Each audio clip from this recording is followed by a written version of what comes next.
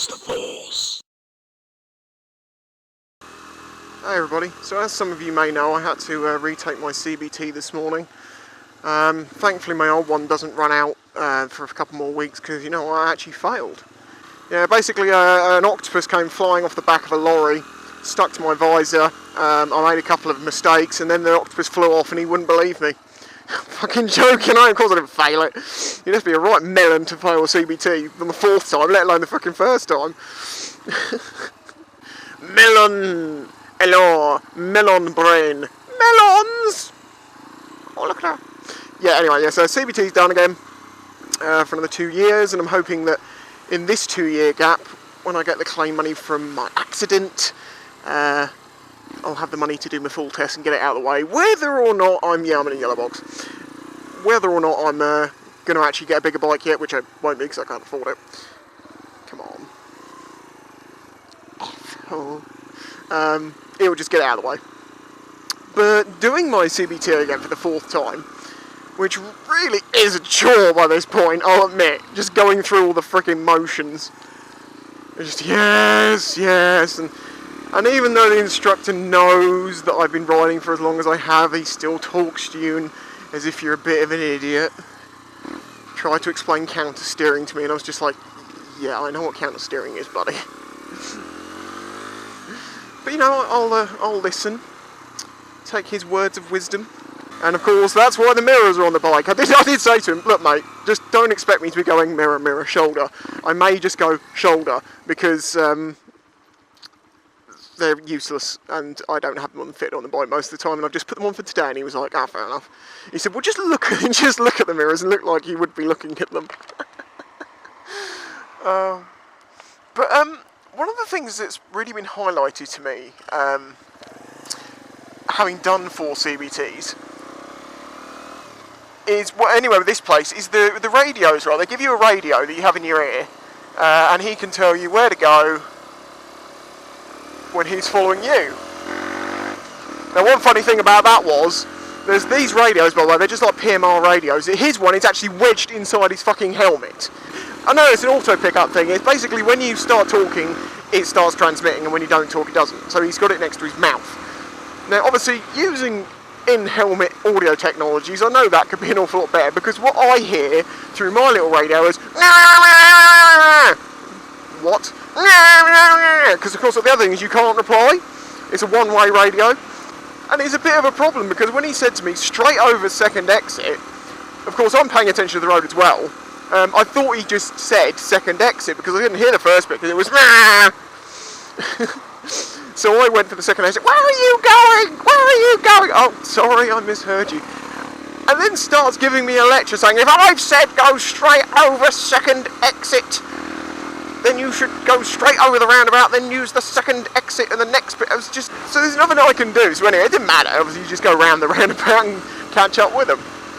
In fact, I spent most of the test either quite a way in front of us or quite a way behind, depending what position I was in. So I'm kind of hidden most of the time, but it doesn't really matter, because as long as you're safe, that's all that really matters. Oh, and it absolutely fucking pissed it down the whole time. I know it looks dry now, but seriously, my jeans are wet. They leak around the crutch, and it all got through, and I got fucking soaked, so I'm just stood there in soaking wet leathers, but hey, whatever, it's done. But yeah, going back to the radios thing, it does make me realise that they're never on the receiving end of their own radios, and they don't realise how crap they are. The thing is, I would say, yeah, get some Scala riders, but of course, you would have to then fit that to every helmet, and that wouldn't be cost effective. They're very expensive, and also then people can argue back, and they don't want people having arguments while riding. So yeah, if you do your CBT and you know, it happens that he says something and you can't quite work out what it is, and you do something wrong, and then he starts screaming at you about it, just to yourself, because you can say what you like, you won't hear it, just going, wanker, yes, I know, but your radios are shit, knobhead. He's a nice guy, but you know, it helps calm you down. The CBT is a piece of piss anyway. If you don't know what consists on the CBT, you do a bit in the car park, a few manoeuvres, and then you go out on a ride.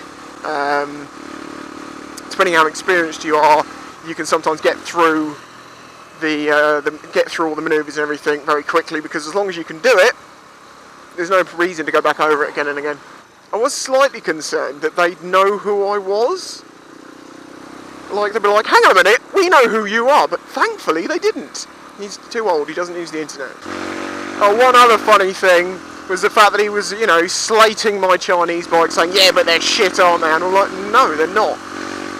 And he sort of was like, well, look, you know, but you know the whole fucking story. I was just having a general chat with him, and he was like, okay, well, maybe they're not as bad.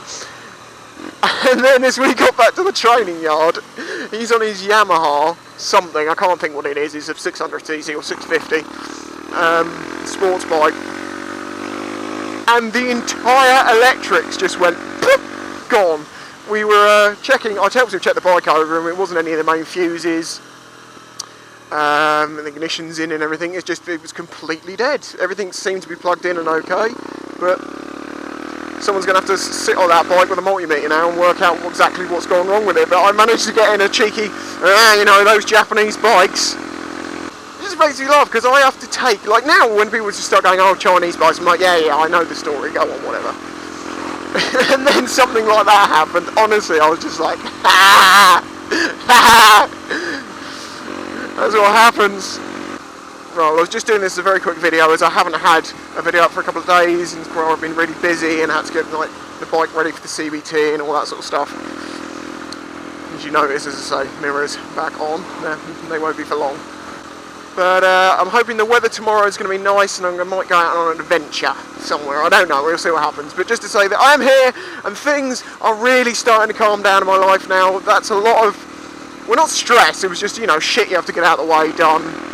So yes, just to say everything's all sorted, things will be getting better soon, and I'll have some more videos up. And I also have big news, or not big news, but good shit's going on at the moment, and you'll hear about that hopefully in the next video.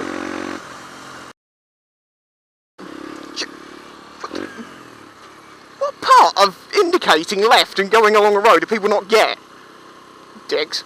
What the fuck was I? Yeah, so this guy, his issue was like, oh, you keep going up and down this road. I'm like, right. He goes, well, you're making a lot of noise. I'm like, right, okay.